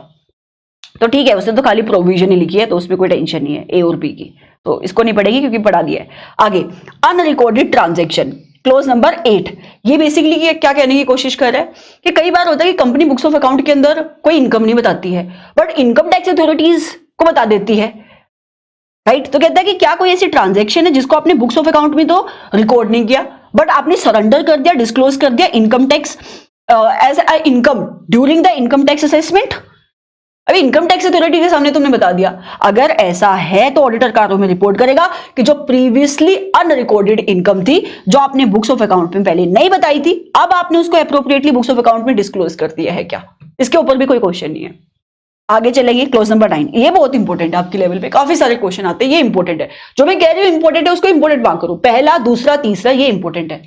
पब्लिक डिपॉजिट वाला इंपॉर्टेंट है, अभी डिस्प्यूटेड ड्यूज वाला, अनडिस्प्यूटेड ड्यूज वाला ये इंपॉर्टेंट है। चलो, default in the repayment of loan advances borrowing. बेटा ये लोन आपने लिया है, क्लोज नंबर 3 में लोन दिया था, तो यहां लोन लिया और आपने डिफॉल्ट किया उसकी रीपेमेंट में, तो फिर कारों में रिपोर्ट होगा क्लोज नंबर 9 में। तो यहां पे क्या रिपोर्ट करना है कि क्या कंपनी ने डिफॉल्ट किया इन द रीपेमेंट ऑफ लोन या अदर बोरोइंग। अभी इधर डेट भी आ जाता है, मतलब डिबेंचर वगैरह भी आते हैं, या उनके इंटरेस्ट में आपने इंटरेस्ट की पेमेंट में डिफॉल्ट किया। अगर ऐसा है तो ऑडिटर क्या बताएगा, कितने पीरियड का ये डिफॉल्ट था और कितना अमाउंट आपने डिफॉल्ट किया, और इस फॉर्मेट के अंदर आपको बताना पड़ेगा डिफॉल्ट को कि किस नेचर की बोरोइंग थी, इंक्लूडिंग द डेट सिक्योरिटी। तो अगर क्वेश्चन ऐसा आ जाता है कि आपने डिबेंचर इश्यू करे और जब आपको डिबेंचर का पैसा रीपे करना था उस डेट के ऊपर आपने पैसा नहीं रीपे किया, तो भी वो इसी क्लोज में कवर होगा। नेम बताओगे कहां से आपने पैसा लिया था, अमाउंट कितना पे नहीं किया, क्या जो अमाउंट आपने पे नहीं किया, जो डिफॉल्ट किया वो प्रिंसिपल का अमाउंट था, वो इंटरेस्ट का अमाउंट था, कितने नंबर ऑफ डेज हो चुके हैं, डिले कितने का था, ठीक है, या अभी तक जो अमाउंट पे नहीं हुआ कितने नंबर ऑफ डेज से वो अनपेड है, कोई स्पेशल रिमार्क डालना है तो रिमार्क। तो ये फॉर्मेट बताया गया है कि किस फॉर्मेट के अंदर आपको ये रिपोर्टिंग करनी है। यहाँ पे स्पेशल नोट क्या है कि रिपोर्टिंग आप लेंडर वाइज करोगे। अगर आपने पैसा जो लिया था वो बैंक या फाइनेंशियल इंस्टीट्यूशन से लिया था या गवर्नमेंट से लिया था, इसका मतलब क्या, मतलब अगर आपने किसी कंपनी से उधारी ली थी और वहां पे डिफॉल्ट कर दिया तो आप एक समरी में डिटेल दे सकते हो। इसका मतलब ये है ऑल्सो क्या कंपनी को विलफुल डिफॉल्टर घोषित किया किसी बैंक ने, किसी फाइनेंशियल इंस्टीट्यूशन ने, किसी और लेंडर ने as per Reserve Bank of India wilful defaulter guidelines, right. ये भी इंपॉर्टेंट है यार, ये इंपॉर्टेंट है। इसके ऊपर क्वेश्चन आते हैं, इसके ऊपर क्वेश्चन बड़े सारे आते हैं। बी और सी को, कंपनी ने टर्म लोन लिया, कंपनी ने टर्म लोन लिया और टर्म लोन को अप्लाई ही नहीं किया उस पर्पस के लिए जिस पर्पस के लिए टर्म लोन लिया गया था, तो कारों में आपको रिपोर्टिंग करनी पड़ेगी। तो कारों में आप रिपोर्ट क्या कर रहे हो कि क्या कंपनी ने कोई टर्म लोन लिया, यस, तो क्या आपने उसी पर्पस के लिए उसको यूज किया जिस पर्पस के लिए वो लोन लिया गया था। इफ नोट तो आप बताओ amount of loan so diverted, कि कितना पैसा आपने डाइवर्ट किया, मतलब कि आप अमाउंट बताओगे कि कितना ऐसा पैसा है जो आपने उस पर्पस के लिए यूज नहीं किया जिस पर्पस के लिए वो लोन लिया था, और आप ये भी बताओगे कि फिर उसको यूज किस पर्पस के लिए किया। मान लेते आपने टर्म लोन लिया बिल्डिंग बनाने के लिए, अभी बिल्डिंग नहीं बनाई उस पैसे से, है ना, आपने क्या किया, सैलरी दे दी अपने एम्प्लॉइज को, तो ये डाइवर्जन किया ना आपने, ये क्या हो गया, डाइवर्जन का क्लोज हो गया। तो आपने डाइवर्जन किया तो वो रिपोर्ट आपको यहां पे करना पड़ेगा। अभी अगले पॉइंट में भी एक तरीके से ये डाइवर्जन ही है, मतलब क्या कोई ऐसा पैसा है जो कंपनी ने शॉर्ट टर्म बेसिस पे लिया था, वर्किंग कैपिटल लिमिट ली थी तुमने एक, है ना, और तुमने उसको यूटिलाइज कर लिया लॉन्ग टर्म पर्पसेस के लिए। अरे तुमने पैसा लिया था कि मैं सामान खरीदूंगा, रॉ मटेरियल वगैरह, राइट, तो तुमने अपना लिक्विडिटी के लिए पैसा लिया था और तुमने उसको यूज कहां पे कर लिया, बिल्डिंग बना ली। तो शॉर्ट टर्म पर्पस के लिए तुमने पैसा लिया और उसको यूज कर लिया लॉन्ग टर्म पर्पस के लिए। बट मैम कोई कंपनी ऐसा क्यों करना चाहेगी, कंपनी ऐसा नहीं करना चाहती, कंपनी को कोई, कई बार कंपनी की पोजीशन इतनी खराब होती है कंपनी को कोई पैसा देने को रेडी नहीं होता है, ठीक है। तो अगर ऐसा है तो आप वहां पे कारों में रिपोर्ट करोगे नेचर ऑफ डिफॉल्ट एंड कितने, if yes nature and amount to be indicated, कि कितना ऐसा पैसा जो आपने शॉर्ट टर्म पर्पस के लिए ले लिया और लॉन्ग टर्म पर्पस के लिए यूज कर लिया, और किस नेचर का ये डिफॉल्ट है, that also needs to be indicated, right. D में क्या है, whether company has taken any fund from any entity or person on account of to meet the obligation of the related party। कई बार company loan लेती है अपनी related party की obligation को meet करने के लिए, मतलब अपनी सबसी एसोसिएट जेवी की ऑब्लिगेशन को मीट करने के लिए। तो ऐसा है क्या? अगर ऐसा है तो आप डिटेल बताओ with the nature of such transaction and amount in each case, जितना भी आपने ऐसा ट्रांजैक्शन किया है। बट मैम कोई भी एंटिटी, मतलब हम लोन लेंगे अपने रिलेटेड पार्टी की ऑब्लिगेशन को पे करने के लिए, ऐसा क्यों? क्योंकि हो सकता है कोई आपकी रिलेटेड पार्टी को पैसा देने के लिए रेडी नहीं है। फिफ्थ पॉइंट में ये on the pledge of security आपने लोन लिया, उसकी बात हो रही है।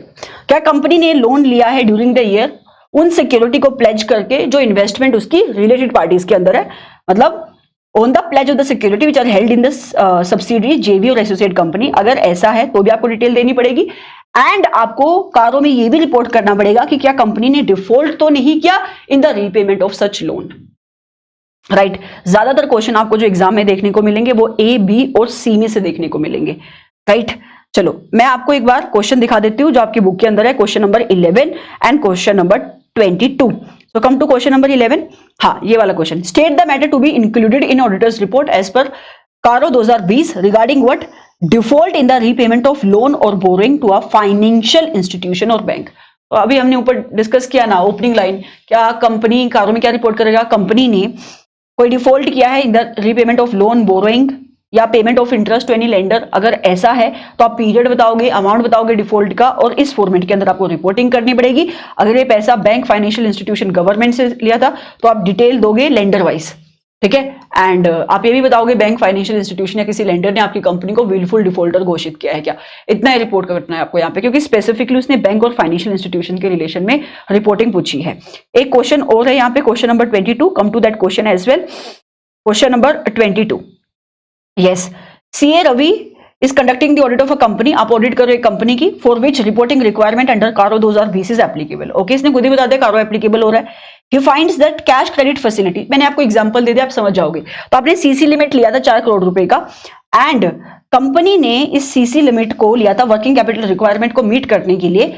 उसको क्या पता लगता है ऑडिटर को कि इसमें से ना 1 करोड़ कंपनी ने यूज कर लिया फॉर इंस्टॉलिंग अ प्लांट।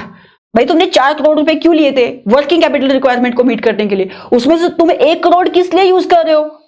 कोई प्लांट तुमने लेना था स्टेट पॉल्यूशन बोर्ड की रिक्वायरमेंट को मीट करने के लिए, तो तुमने फिक्स्ड एसेट ले लिया।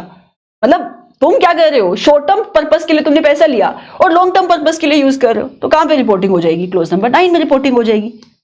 समझ में आया तुम्हें? क्लोज नंबर 9 का जो डी क्लोज था, जो अभी अभी हमने देखा, ये वाला, ये डी है। ये थोड़ा नंबरिंग में इशू है, ये डी है क्योंकि ए ऊपर से शुरू होगा।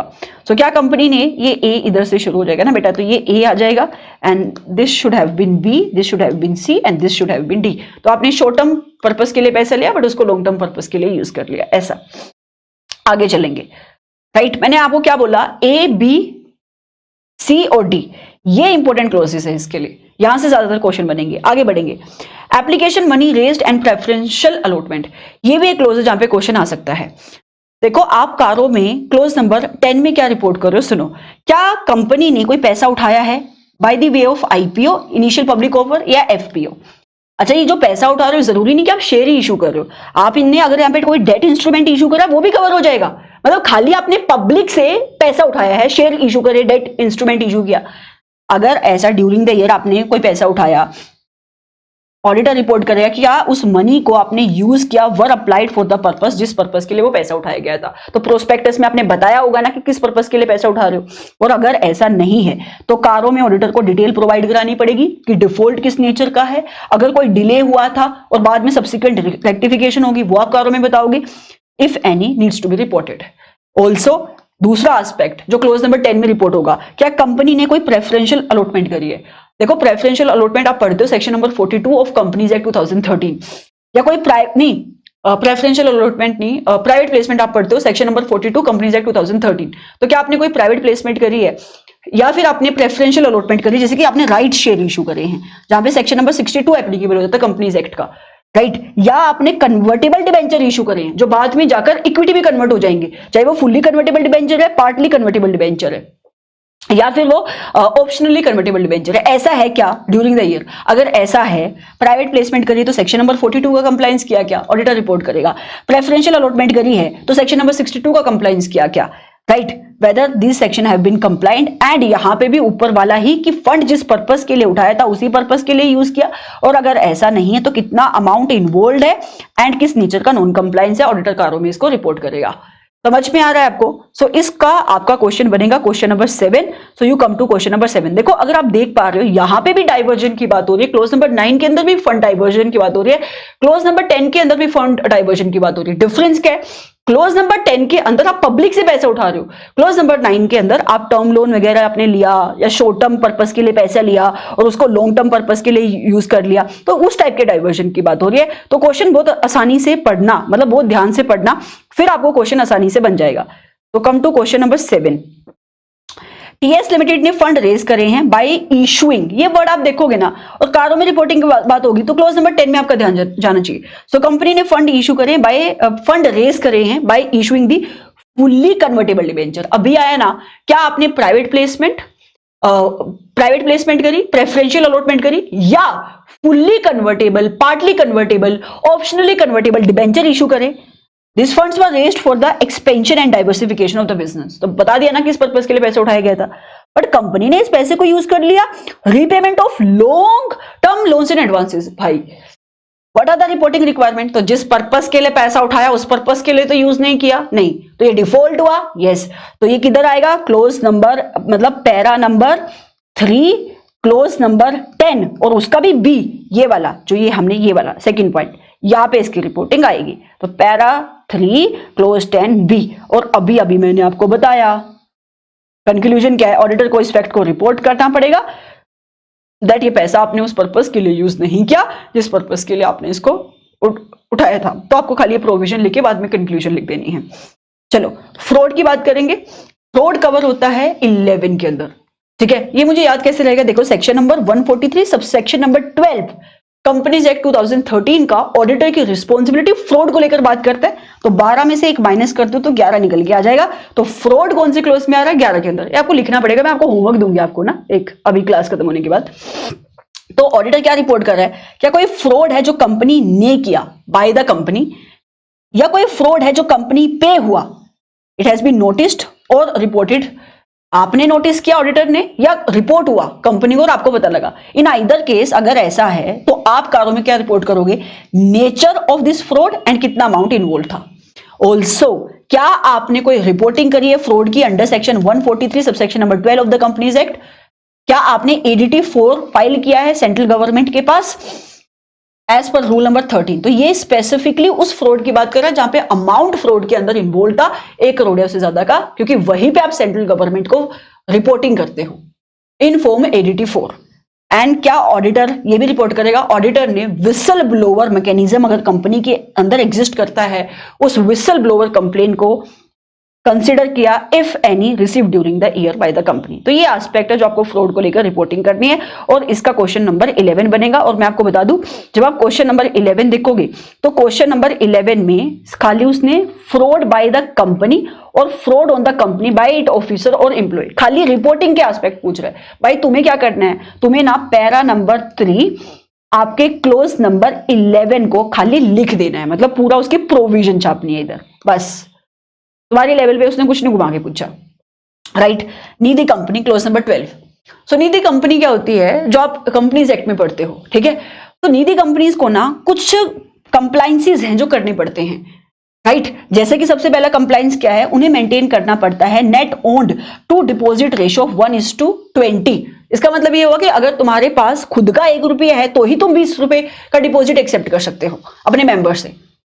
तो आप ये रिपोर्ट करोगे क्या निधि कंपनी कंप्लाई करी है इस रेशियो के साथ, इस रिक्वायरमेंट के साथ, that is net owned fund to deposit ratio maintain करिए 1:20 की, ताकि वो अपनी लाइबिलिटी को मीट कर पाए। दूसरा इनका रिक्वायरमेंट क्या है जिनके साथ निधि कंपनी को कंप्लाई करना पड़ता है? ये कौन बताता है? ये निधि रूल बताते हैं। Whether Nidhi company is maintaining 10% of unencumbered term deposit. तो इनको ना अपने टोटल डिपॉजिट का 10% should be in the form of unencumbered term deposit, जिसके ऊपर कोई रिस्ट्रिक्शन नहीं है। तो क्या निधि कंपनी उसके साथ कंप्लायंस कर रही है? ये भी आप रिपोर्ट करोगे। एंड जो डिपॉजिट निधि कंपनी ने लिया अपने मेंबर से, क्या उसकी रीपेमेंट में डिफॉल्ट किया या उसके ऊपर इंटरेस्ट पे करने में डिफॉल्ट किया, वो भी आप रिपोर्ट करोगे। Whether there has been any default in the payment of interest on the deposit और repayment of there of repayment of the deposit for any period. अगर ऐसा तो आपको डिटेल बतानी पड़ेगी। इसके ऊपर क्वेश्चन नंबर कौन सा है? क्वेश्चन नंबर 6 है। देखो क्वेश्चन मैं इसलिए दिखा रही हूं ताकि आपको इजी हो जाए कि एग्जाम में यहां से क्वेश्चन कैसे आएंगे। जैसे निधि कंपनी को लेकर कारों में क्या रिपोर्ट करना है, डायरेक्टली क्वेश्चन पूछेगा वो आपसे। तो मतलब आपको ये 3 एस्पेक्ट बताने हैं। Net owned to deposit ratio 1:20 रख रही है Nidhi company. Unencumbered term deposit 10% maintain कर रही है। एंड लास्ट में निधि कंपनी ने जो डिपॉजिट एक्सेप्ट करा उसको पे करने में, उसको रीपे करने में डिफॉल्ट तो नहीं किया, या उसके ऊपर इंटरेस्ट पे करने में डिफॉल्ट तो नहीं किया। ये आप रिपोर्ट करोगे, राइट। अगला क्या है? Next close is your clause number 13। यहां पे आपको क्या रिपोर्ट करना है? यहां पे आपको रिलेटेड पार्टी ट्रांजैक्शन, कि जितना भी ट्रांजैक्शन आपकी कंपनी अपनी रिलेटेड पार्टी के साथ कर रही, क्या वो कंपनी कंप्लायंस इंश्योर कर रही with the section number 178 and section number 188 of companies act 2013। ठीक है, और कंपनी ने अप्रोप्रिएट डिस्क्लोजर दिए हैं in the financial statement as required by financial reporting framework, that is accounting standard. तो इसके ऊपर भी आप क्वेश्चन नंबर 6 देख लेना जाके। देखो ये रहा, आपको खाली कारों में रिपोर्टिंग ही करनी है, मतलब आपको खाली प्रोविजन ही लिखनी है।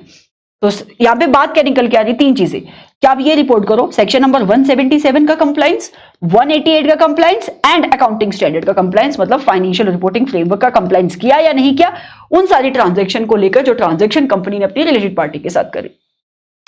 फिर आता है internal audit system.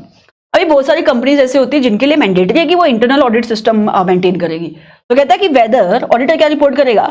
Close number 14, क्या कंपनी के पास एक इंटरनल ऑडिट सिस्टम एग्जिस्ट करता है that is commensurate with the size and the nature of the business, right? तो बता रहे कंपनी के अंदर क्या कोई इंटरनल ऑडिट फंक्शन एग्जिस्ट करता है?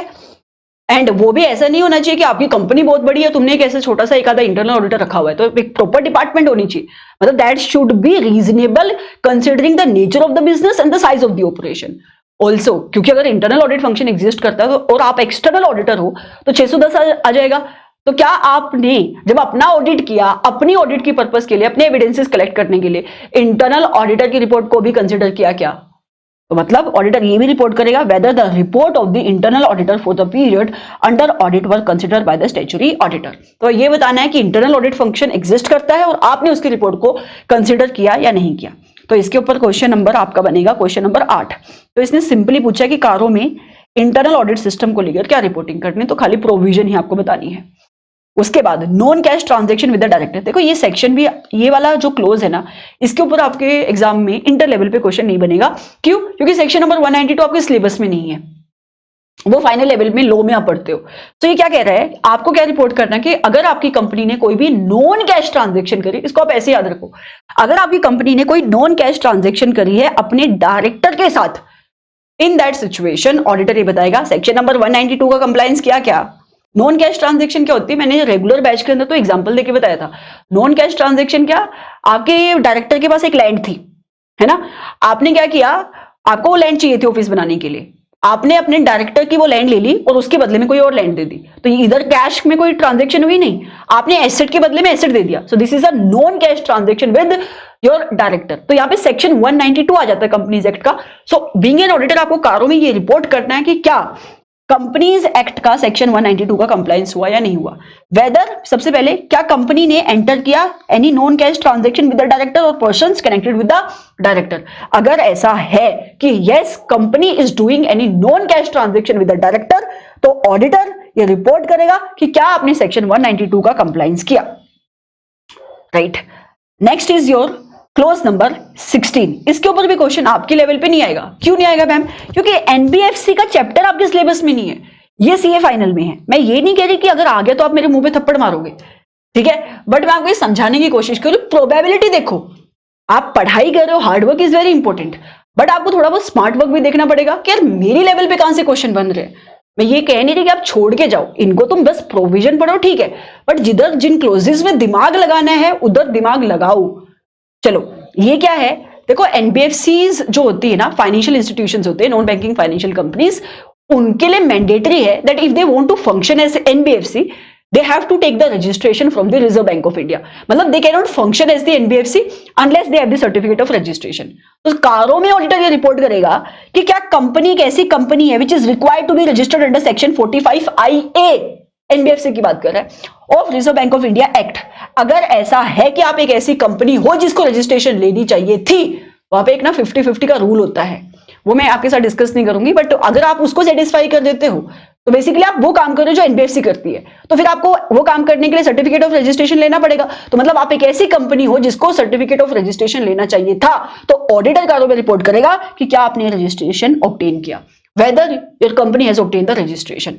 दूसरा, कहीं ऐसा तो नहीं आपकी कंपनी कोई भी नॉन बैंकिंग फाइनेंशियल या आपका हाउसिंग फाइनेंस एक्टिविटी कंडक्ट करी है जो एक एनबीएफसी करती है without obtaining a certificate of registration. अगर ऐसा तो कारों में रिपोर्ट होगा। ठीक है। तीसरा, क्या कंपनी कोर इन्वेस्टमेंट कंपनी, पहले अंडरस्टैंड करो what is a core investment company. Core investment company एक ऐसी कंपनी होती है जो एक ग्रुप में इन्वेस्ट करती है। तो जैसे कि आपकी कंपनी इन्वेस्ट करे खाली टाटा की कंपनीज के अंदर, तो that is a core investment company.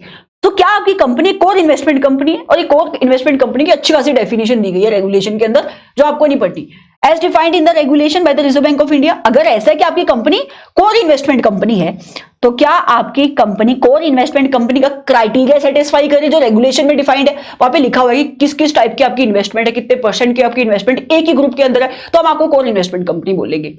तो क्या आपकी कंपनी कोर इन्वेस्टमेंट कंपनी जो रिजर्व बैंक ऑफ इंडिया की गाइडलाइंस में प्रिस्क्राइब्ड है? और अगर ऐसा है तो क्या ये वो कंडीशन को सेटिस्फाई कर रही है, continue to feel that condition, जिसकी बेसिस पे कोर इन्वेस्टमेंट कंपनी बनी? And in case company is exempted, बेटा ये ना आप एनबीएफसी में समझ पाओगे, लिस्ट दी हुई है वहां पे कि कंपनी को ना कुछ कोर इन्वेस्टमेंट कंपनी, अभी मैं वो वर्ड यूज नहीं करूंगी, यहाँ पे लिमिट है कि अगर आपका उतना आप उस क्राइटेरिया को सेटिस्फाई कर रहे हो, मतलब आपका जैसे कि पब्लिक डिपॉजिट आप एक्सेप्ट नहीं कर रहे हो, ऐसा कुछ है उधर, या आपका इतना डिपॉजिट है, या ठीक है, तो वो लिमिट है उधर। तो अगर आप एक ऐसी कोर इन्वेस्टमेंट कंपनी जो एग्जम्प्टेड है, मतलब आपको रजिस्ट्रेशन करवानी नहीं, या अनरजिस्टर्ड कोर इन्वेस्टमेंट कंपनी, क्या आप उस क्राइटेरिया को मीट करते ही जा रहे हो जिसकी बेसिस पे आपको एग्जम्पशन मिली? तो आपको क्या रिपोर्ट करना है, सुनो। क्या आप एक कोर इन्वेस्टमेंट कंपनी हो? यस। क्या आप उस एलिजिबिलिटी क्राइटेरिया को सेटिस्फाई कर रहे हो जो रेगुलेशन के अंदर डिफाइन है to become the core investment company? Yes. क्या आपको एग्जम्पशन मिली है फ्रॉम द रजिस्ट्रेशन? जिस कंडीशन के बेसिस पे एग्जम्पशन मिली है फ्रॉम द रजिस्ट्रेशन, क्या आप उस कंडीशन को सेटिस्फाई कर रहे हो? Whether the group has more than one core investment company as a part of the group, क्या आपके ग्रुप के अंदर आप जैसी और भी कोर इन्वेस्टमेंट कंपनी है? अगर ऐसा है तो कारों में ऑडिटर क्या रिपोर्ट करेगा? Number of core investment company, right, and number of core investment company who are the part of the group, जो एक आपके ग्रुप का हिस्सा है। ठीक है, तो आपके ग्रुप में आप जैसी और कोर इन्वेस्टमेंट कंपनी जो बाकी ग्रुप में इन्वेस्ट करते हैं, तो आप ये बताओगे कि कितनी और कोर इन्वेस्टमेंट कंपनीज है। कैश लॉसेस, ये कैश लॉसेस क्या होते हैं भाई? कैश लॉसेस होते हैं जो कैश में हो रहे हैं। मतलब अगर मैं अपना पीएनएल देखूंगी तो क्रेडिट साइड में से आप डेबिट साइड के एक्सपेंसेस निकाल दोगी, तो फिर आपको जो लॉसेस मिलते हैं वो कैश लॉसेस नहीं होते। हम क्यों? अरे उधर तो प्रोविजन भी दिख रही है, अभी प्रोविजनल कोई एक्चुअल एक्सपेंस थोड़ी है जो कैश में हुआ, वहां पे तो डेप्रिसिएशन भी दिख रही है, ये तो नोशनल एक्सपेंसेस है। समझ पा रहे हो? तो अगर मैं इन खर्चों को ऐड कर दूं वापिस से आपके लॉस में, मेरे सामने जो निकल के आएगा that will be the cash loss. तो अगर आपके फाइनेंशियल्स के अंदर नेट लॉस दिखाई दे रहा है, इसको लिख लो, प्लस अगर मैं उसमें नॉन कैश एक्सपेंडिचर ऐड कर दूं that is my cash losses. तो पिछले 2 साल के अंदर ऑडिटर कारों में क्या रिपोर्ट करेगा कि क्या कंपनी ने लॉस, कैश लॉसेस इनकर करे हैं फाइनेंशियल ईयर, इस फाइनेंशियल ईयर में और प्रीसीडिंग फाइनेंशियल ईयर में, मतलब 2 फाइनेंशियल ईयर के अंदर। अगर ऐसा है तो आप अमाउंट बताओगे कैश लॉसेस का। इसके ऊपर भी कोई क्वेश्चन नहीं है।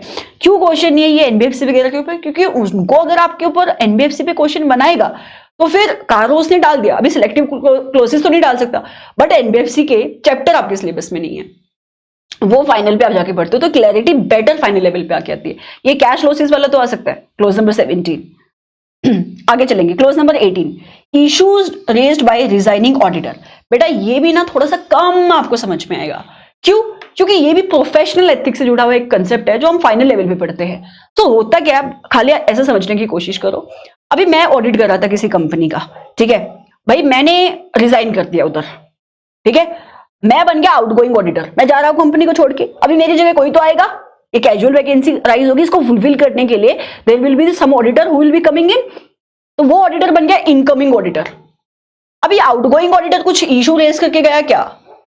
मतलब कोई रीजन होगा, विड्रॉल करके गया है, रीजन क्या था? मैनेजमेंट से डॉक्यूमेंट मांग रहा था, मैनेजमेंट डॉक्यूमेंट नहीं देती थी, है ना, लिमिटेशन लगा रही है उसके स्कोप के ऊपर, फ्रॉड पता लग गया था, इंटीग्रिटी का क्वेश्चन था, there must be some sort of reason ना, कुछ इशू, कोई कंसर्न होंगे इस ऑडिटर के, तभी रिजाइन करके गया। अभी इनकमिंग ऑडिटर को एक्सेप्टेंस देने से पहले पहले इस प्रीवियस ऑडिटर के साथ कम्युनिकेट करना पड़ता है, ये मैंडेटरी है, ये प्रोफेशनल एथिक्स में लिखा हुआ जो आपके सिलेबस में नहीं है। और जब ये कम्युनिकेट करेगा तो उसको ना वो इश्यूज पता लग जाते हैं कि भाई इसको क्यों इस एंगेजमेंट को हानि बोलनी चाहिए। तो यहां पे क्या कह रहा है ये कि कारों में आपको क्या रिपोर्ट करना है। पहली बात, कारों में ये रिपोर्ट इनकमिंग ऑडिटर करेगा या आउटगोइंग? Definitely incoming auditor. आप ये रिपोर्ट करोगे क्या कोई इशू है जो रेजिग्नेशन देयर हैज बीन। अच्छा, सबसे पहले क्या कोई रेजिग्नेशन हुई है स्टैट्यूटरी ऑडिटर की ड्यूरिंग द ईयर, है ना?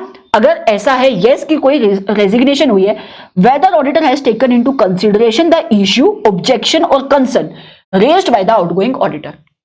तो इनकमिंग ऑडिटर ने क्या उन सारे इश्यू कंसर्न को कंसिडर कर लिया है जो रिजाइनिंग ऑडिटर देके गया था? ये आपको कारों में रिपोर्ट करना है, ठीक है। चलो, इसके ऊपर भी कोई क्वेश्चन ऐसा नहीं है। Come to clause number 19। यहां पे जो बात हो रही that is relating to material uncertainty relating to going concern, but वो तो 570 में आता है। हाँ, वो इधर भी है। अभी 570 में आप ये बताते हो कि कहीं कोई ऐसी मटीरियल अनसर्टेनिटी तो एग्जिस्ट नहीं करती जिसकी वजह से एक सिग्निफिकेंट डाउट आ सकता है over the ability of the entity to continue as a going concern. यहां पे आप ये बता रहे हो, चेकिंग करने के बाद ही बताओगे कि कोई मटीरियल अनसर्टेनिटी एग्जिस्ट नहीं करती है। मैं पहले दूसरा पॉइंट पढ़ूंगी, ये रिपोर्टिंग का है और ये कैसे आप रिपोर्ट करोगे ये प्रोसीजर का पॉइंट है। देखना, ऑडिटर कारों में रिपोर्ट करेगा whether the auditor is of the opinion. अच्छा, ये ओपिनियन पे कैसे पहुंचे, ये सारी चीजें चेक करके, that no material uncertainty exist, कि कोई मटीरियल अनसर्टेनिटी एग्जिस्ट नहीं करती on the date of audit report. And ये जो कंपनी है ये बिल्कुल नॉर्मल कोर्स ऑफ बिजनेस के अंदर अपनी लाइबिलिटी को मीट कर सकती है जब भी वो ड्यू होंगी within a period of 1 year from the date of balance sheet. तो मतलब कोई भी ऐसी प्रोबेबिलिटी मुझे दिखाई नहीं देती कि कंपनी गोइंग कंसर्न के तौर पे कंटिन्यू नहीं करेगी। एंड आप ये ओपिनियन कैसे दे पाए? On the basis of financial ratios जो उसने चेक करी, एजिंग चेक करी कंपनी की, कंपनी के फाइनेंशियल एसेट की, फाइनेंशियल लाइबिलिटी की, एक्सपेक्टेड डेट देखी उसने कि कब उसके फाइनेंशियल एसेट रियलाइज हो रहे, कब लाइबिलिटी पे ऑफ करनी पड़ रही है, एंड अदर फाइनेंशियल इंफॉर्मेशन जो फाइनेंशियल स्टेटमेंट से जुड़ी हुई है, auditors knowledge of the board of directors and management plan. ये सारी चीजें आप 570 में पढ़ते हो ना, आपको समझना पड़ता है ये सब कुछ। सो ये सारी चीजें अपने फाइनेंशियल रेशियो देखी, फाइनेंशियल एसेट कब रियलाइज हो रहे हैं, फाइनेंशियल लाइबिलिटी कब आपको पे करनी है, रेशियोज कैसी है, एडवर्स रेशियो तो नहीं है। तो ये सारी चीजें कंसिडर करने के बाद ऑडिटर का ओपिनियन क्या है, ऐसा कि कोई मटेरियल अनसर्टेनिटी एग्जिस्ट नहीं करती और company normal course of business में अपनी लाइबिलिटी को पे करेगी। मतलब बैलेंस शीट से 1 साल के अंदर जितना भी उसका लाइबिलिटी ड्यू होगा तो they without any problem they will be paying that off. मतलब गोइंग कंसर्न को कोई लेकर कोई इशू यहां पे नहीं है। ओके, उसके बाद क्लोज नंबर 20। मुझे ऐसा लगता है इसके ऊपर मुझे कोई क्वेश्चन मिला नहीं, बट आपके सिलेबस में क्योंकि सेक्शन है सीएसआर के लॉ में तो ये आ सकता है यहाँ पे, ठीक है। तो ये क्या है, 2 एस्पेक्ट में रिपोर्टिंग होगी। अनस्पेंट सीएसआर अमाउंट, देखो 2 होते हैं। एक तो पैसा, सीएसआर क्या होता है, कॉर्पोरेट सोशल रिस्पॉन्सिबिलिटी, तो आपको एक स्पेसिफाइड परसेंटेज अप्लाई करना पड़ता है कॉर्पोरेट सोशल रिस्पॉन्सिबिलिटी के टुवर्ड्स, कुछ स्पेसिफाइड एक्टिविटीज के टुवर्ड्स। अबे उसमें से क्या है कि कुछ पैसा तो आप एलोकेट कर देते हो और कुछ पैसा अनएलोकेटेड रह जाता है। तो एलोकेटेड का मतलब हो गया कि आपने डिफाइन कर दिया कि मैं इस पैसे को इस पर्पस के लिए यूज करूंगा।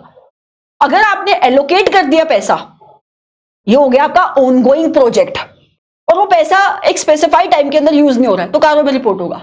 और अगर कोई पैसा आपने एलोकेट ही नहीं करा, ठीक है, तो वो भी आप कारों में रिपोर्ट करोगे।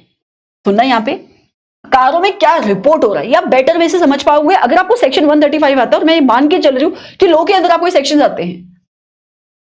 क्लोज नंबर 20 में कारों में ऑडिटर रिपोर्ट करेगा whether in respect of other than ongoing project. तो ये बात कर रहा है बेटा अनएलोकेटेड फंड की, कि आपने कोई भी पैसा एलोकेट नहीं किया है। तो क्या कोई in respect of other than ongoing project, तो in respect of the amount जो अनएलोकेटेड है, क्या कंपनी ने अनस्पेंट अमाउंट फंड में ट्रांसफर कर दी। फंड स्पेसिफाइड है सेक्शन के अंदर, specified in schedule 7 to the companies act. कितने टाइम के अंदर आपको ये ट्रांसफर करना चाहिए, 6 month of the expiry of the financial year. And ये कौन कह रहा है, ये कहता है आपका section number 135 sub section number 5 की सेकंड प्रोवाइजो।